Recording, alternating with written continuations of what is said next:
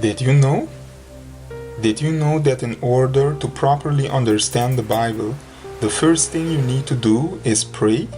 Many people skip this step thinking that on their own they can understand the message or teachings that Jesus is trying to communicate to them through the Bible. But the Bible itself says in 1 Corinthians chapter 2 verse 11, "Even so, no one knows the things of God except the Spirit of God."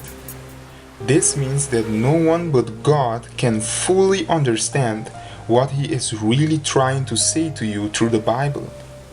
When you ignore the principle of prayer, you expose yourself to different and sometimes dangerous misunderstandings of the message Jesus is trying to communicate to you. Here is where your enemy, Satan, comes in and uses your misunderstanding of God's Word.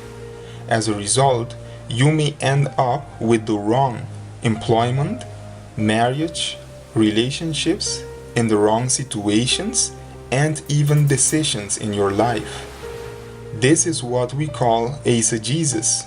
Eisegesis is where we read our own opinion, understanding or interpretation into a text, whether it is the Bible or other books. This will lead us to easily misunderstand what the author of the book is really trying to say. The problem with this is that we do it unconsciously, even with the Bible. This is why prayer is the first rule of interpretation when it comes to the Bible. Because only the Spirit of God, God Himself, the Holy Spirit, knows what God is really trying to say to you.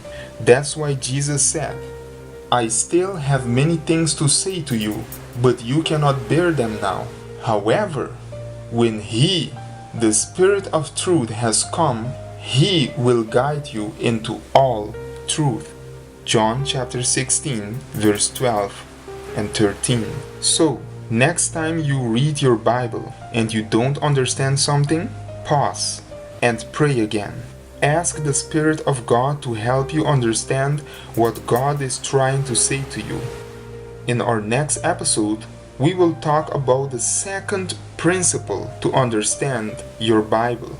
Did you know? Did you know? Did you know?